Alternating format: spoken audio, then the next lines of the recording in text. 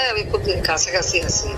জি আপা, আমি চট করে ঢুকে পড়তে পারি না এখানে নিউ ইয়র্ক মহানগরে আপা যারা আছি এমদাদ ভাই নেতৃত্বে আমরা মিডিল মিসিং করতেছি আপা, কিন্তু এলাকার পরিস্থিতি আপা খুব খারাপ। আমরা বুঝতে পেরেছে যে আসলে ওই হাসিনার ওই কামব্যাক করার দিন শেষ। হাসিনা আসলে ডেড ওমেন। সুতরাং আসসালামু আলাইকুম ভিউয়ার্স, দেশ ও দেশের বাহির থেকে যারা আমার ভিডিওটি প্লে করেছেন জানাচ্ছি আন্তরিক শুভেচ্ছা ও অভিনন্দন। আশা করি সবাই ভালো আছেন, সুস্থ আছেন, আলহামদুলিল্লাহ। তো ভিউয়ার্স, আবারও শেখ হাসিনার নতুন ফোন আলাপ ফাঁস। 5ই আগস্ট বাংলাদেশ থেকে পালিয়ে ভারতে অবস্থান করেও তিনি এখনও থেমে নেই। আবারও ক্ষমতায় আসার জন্য দেশের বিভিন্ন নেতাকর্মীদের সাথে মোবাইল ফোনের মাধ্যমে নানান কর্মসূচি ও নানান ধরনের উদ্যোগ তিনি গ্রহণ করছেন। এমনকি তাকে দেশে ফেরানোর জন্য সেই নেতাকর্মীরা বিভিন্ন ফাঁদ পেতে রেখেছে এবং ভারত সরকারও তাদেরকে ব্যাপকভাবে সহায়তা করেছে। যে কোনো দিন যে কোনো সময় বাংলাদেশে ঢুকে পড়বে শেখ হাসিনা। আসুন তার ফোন আলাপের মাধ্যমে সেটা স্পষ্ট করা হয়েছে বিস্তারিত এই রিপোর্টে। সো ভিডিওতে যাওয়ার আগে ছোট রিকোয়েস্ট করব, যারা এখনো চ্যানেলটি সাবস্ক্রাইব করেননি, নিয়মিত দেশের সকল আপডেট সবার আগে জানতে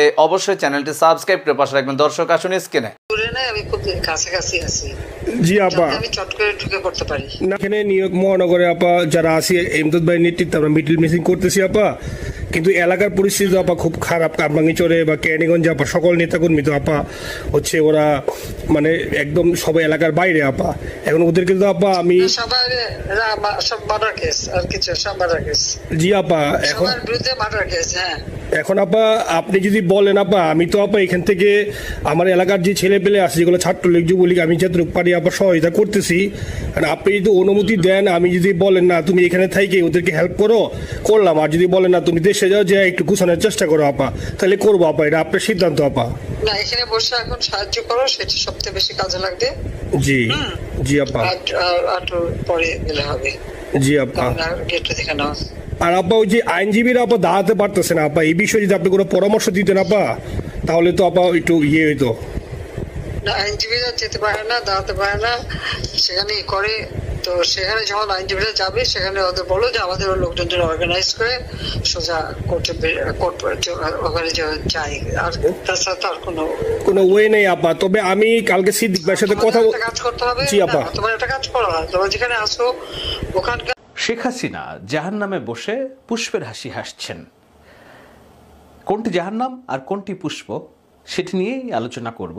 জাহান্নাম কেন বলছি? জাহান্নাম বলছি এই কারণে যে শেখ হাসিনা দিল্লিতে আছেন বিনা স্ট্যাটাসে।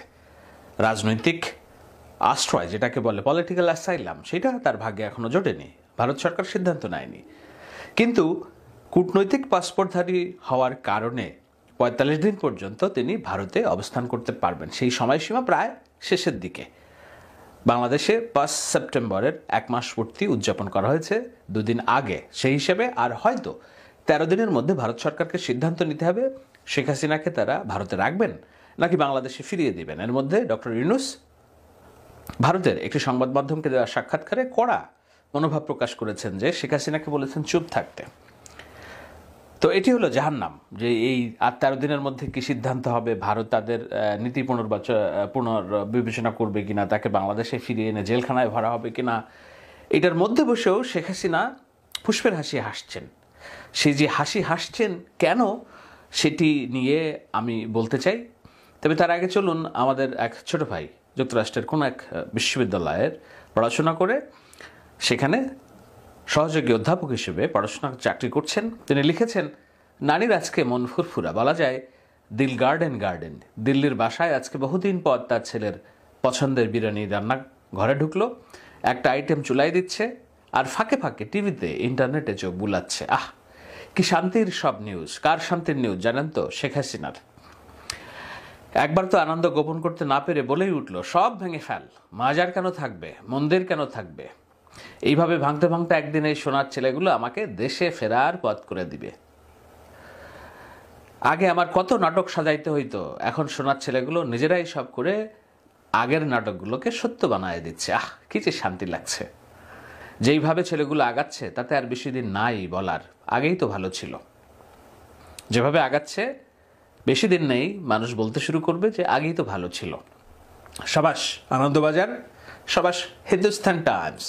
অলরেডি জাতীয় সঙ্গীত পাল্টানোর দাবি রবীন্দ্রনাথ নিয়ে নিউজ করে ফেলেছে, মাজার ভাঙার নিউজও করতেছে। আচ্ছা, এই দেশের জনগণ এত ভালো কেন? কে বলছে? শেখ হাসিনা বলছে। আমি এদের কত ভুলই না বুঝেছি, কিন্তু এরাই আমার আসল প্রেমী। কেন প্রেমী সেটি বলছি। আমাকে শুধু এতদিন শাসন করার অধিকার দেয়নি, সামনের দিনে মনে হয় আমাকে দেশে এনে শাসন করার সুযোগ দিবে। এটা লিখেছেন তিনি।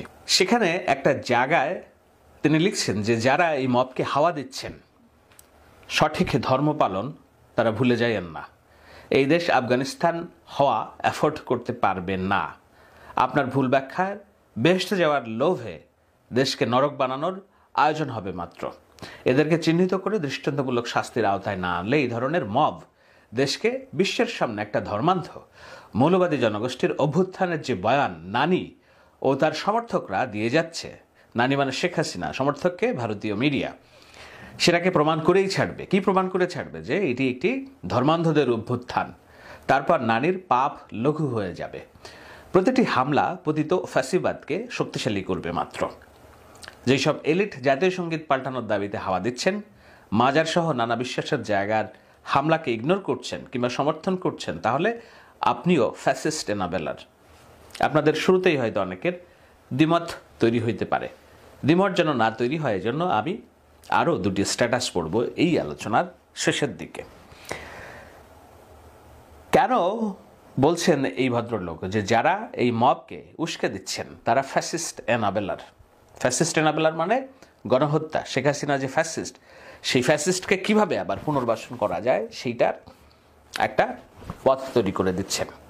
এখন আসুন আলোচনায় যে কিভাবে পথটা তৈরি করে দিচ্ছেন। আমি যখন এই আলোচনা করছি তখনকার সংবাদ হলো কয়েক ঘন্টা আগে নারায়ণগঞ্জের। দর্শক, স্ক্রিনে আমরা শেখ হাসিনার ফোন আলাপ ও সে সম্পর্কে বিস্তারিত তথ্য জানলাম। এই বিষয়ে আপনাদের মতামত কমেন্টে জানান। কেউ ভিডিওটি স্কিপ করবেন না। এই স্বৈর শাসক শেখ হাসিনার কি বাংলাদেশে আসার কোনো সম্ভাবনা আছে? আর যদিও ভুলক্রমে ভারত তাকে বাংলাদেশে পাঠিয়ে দেয়, তাহলে তার সর্বশেষ স্থান কি হতে যাচ্ছে এবং বর্তমান অন্তর্বর্তীকালীন সরকার ডক্টর মোহাম্মদ ইউনূস তার বিরুদ্ধে কোন ধরনের মামলা ও বিচারের রায় প্রস্তুত করছেন, বিস্তারিত থাকছে এই রিপোর্টে। ওই হাসিনার ওই কামব্যাক করা দিন শেষ। হাসিনা আসলে ডেড ওমেন। সুতরাং এখন এই পরিবর্তিত পরিস্থিতিতে ভারতের সুর আরো নরম হয়েছে এবং ভবিষ্যতে সুর আরো নরম হবে। এবং শেখ হাসিনা ভারতে বসে মোবাইল ফোনে তার দলের নেতা কর্মীদেরকে উস্কানি দিতেন। যদিও পরবর্তীতে বর্তমান বাংলাদেশ সরকারের প্রতিবাদের কারণে এখন ভারত শেখ হাসিনার মুখ বন্ধ করে দিয়েছে, এখন আর এগুলো শোনা যায় না। এবং ভারতের পররাষ্ট্রমন্ত্রী এস জয়শঙ্কর অনেকবার বলেছেন যে বাংলাদেশের এই হঠাৎ করে সরকার পরিবর্তন আমাদের কাছে অপ্রত্যাশিত ছিল, একদম ছিল আনএক্সপেক্টেড। এটা আমরা কল্পনা করিনি। আসলে ভারত কিন্তু একটা বড় ধাক্কা খেয়েছে এবং ভারতের যে পররাষ্ট্রনীতি, এটা যে একদম একটা নিম্নমানের পররাষ্ট্রনীতি, এটা আবারও প্রমাণিত হয়েছে। কিন্তু সমস্যা হচ্ছে যে পৃথিবীর সবাই বুঝতে পারলেও এটা ভারত বুঝতে পারছে না। এটা তো সমস্যার কথা। তো যাই হোক, এত কিছুর পরেও কিন্তু গতকালকে ভারতের হাইকমিশনার প্রণয় কুমার ভার্মা তিনি দেখা করেছেন অর্থ উপদেষ্টার সঙ্গে, বাংলাদেশের ইউনূস সরকারের অর্থ উপদেষ্টা, এবং সেখানে তার সুর অনেকটা নরম বলেই মনে হলো। এখন ভাবে সবাই মনে হচ্ছে যে একটু নরমের দিকে, এবং আমি আগেও বলেছি যে এই নরম কিন্তু হতে বাধ্য। দেখুন, বাংলাদেশ থেকে কোনো পর্যটক ভারতে যায় না, এতে কার ক্ষতি? ভারতের ক্ষতি।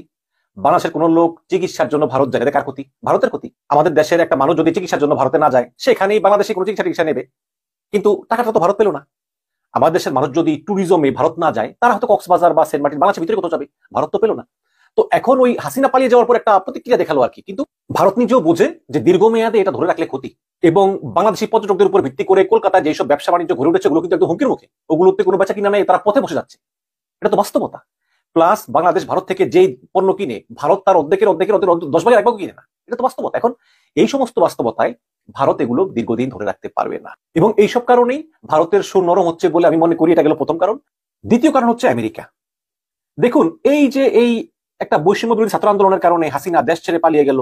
এখন দেখতেছি বিএনপি বলতেছে আমাদের অবদান ছিল, আমাদের অনেকে মারা গেছে। সত্য কথা। জামাত বলতেছে আমাদের অনেকে মারা গেছে। ছাত্ররা বলতেছে যে হ্যাঁ, আমাদের অংশগ্রহণে এটা হয়েছে, আমাদের নেতৃত্বে। কার কতটুকু অবদান ছিল আমি সে তর্কে যাব না। আমি মনে করি যে সাধারণ মানুষের অংশগ্রহণ ছিল, এবং সাধারণ মানুষের অংশগ্রহণ না হলে কোনো আন্দোলনই সফল হয় না, যেটা আমরা অতীতে বহুবার দেখেছি। এবং একটা সফল আন্দোলনের কৃতিত্ব সবাই দাবি করবে, এটাই স্বাভাবিক।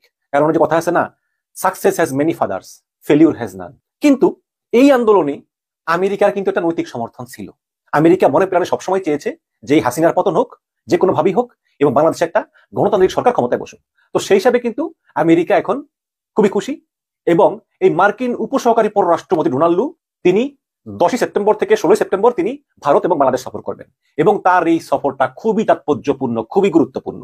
কারণ আমেরিকা এতদিন ধরে এই ভারতীয় উপমহাদেশের অঞ্চলে যেভাবে তার স্ট্র্যাটেজি সাজাতে চাইতো, এটার পিছনে বড় অন্তরায় ছিল হাসিনা। কারণ হাসিনা 2 নৌকায় পা দিয়েছিল, চীনের সঙ্গে ভারতের সঙ্গেও। এখন যেহেতু হাসিনা নাই এবং ইউনূস ক্ষমতায় আছে, এই কারণে এখন আমেরিকা মনে করতেছে যে এখন আমি যেই প্ল্যান করব সেই প্ল্যান ভারত মানতে বাধ্য। কারণ এতদিন এই হাসিনার বড়াই করে, হাসিনার দোহাই দিয়ে ভারত আমেরিকাকে লেজে খেলাতো। এখন আমেরিকা কথা হচ্ছে যে এই অঞ্চলে আমি যে স্ট্র্যাটেজি করব সেই স্ট্র্যাটেজি সবাই মানতে বাধ্য। এটা ভারতও মানতে বাধ্য, বাংলাদেশ তো মানবেই, কারণ বাংলাদেশ বন্ধু রাষ্ট্র। ঠিক এই কারণে অনেক আশা নিয়ে আসলে এই ডোনাল্ডো ভারত সফর করতেছে না। এবং আমি মনে করি আমেরিকা অলরেডি ভারতকে হুঁশিয়ারি দিয়েছে যে তোমরা বাংলাদেশ সরকারের বিরুদ্ধে কোনো অপপ্রচার, কোনো কিছু করার চেষ্টা করো না, এবং তোমরা সহযোগিতা করো। আর যদি সহযোগিতা না করো তাহলে এই অঞ্চলে কিন্তু আমাদেরকে বন্ধু হিসেবে তোমরা হারাবা। ঠিক এই সমস্ত বিভিন্ন পরিবর্তিত বিষয় চিন্তা করে কিন্তু এখন ভারত সুর নরম করতেছে। কারণ বহির্বিশ্বে কিন্তু ভারত অতটা শক্তিশালী না, তাদের অনেক দুর্বলতা আছে। এবং বিশেষ করে আরেকটা ব্যাপার হচ্ছে, এবং আমি যদি একটু পড়ে শোনাই, ঢাকায় আসছেন যুক্তরাষ্ট্রের দক্ষিণ মধ্য এশিয়া বিষয়ক সহকারী পররাষ্ট্রমন্ত্রী ডোনাল্ডো। একই সঙ্গে তিনি ভারত সফর করবেন। এই সময় তিনি অংশীদারদের অর্থনৈতিক প্রবৃদ্ধি এবং সমগ্র ইন্দো প্যাসিফিক অঞ্চল জুড়ে স্থিতিশীলতার প্রচারে সহায়তার জন্য মার্কিন যুক্তরাষ্ট্রের প্রতিশ্রুতি পুনর্নিশ্চিত করবেন। দর্শক, স্ক্রিনে আমরা সে সম্পর্কে বিস্তারিত জানলাম। সো ভিডিও এই পর্যন্তই। ভালো লাগলে লাইক অ্যান্ড কমেন্ট করবেন এবং দেশের সকল আপডেট সবার আগে জানতে অবশ্যই চ্যানেলটি সাবস্ক্রাইব করে পাশে রাখবেন। দেখা হবে পরবর্তী ভিডিওতে ইনশাআল্লাহ। আসসালামু আলাইকুম ওয়া রাহমাতুল্লাহ।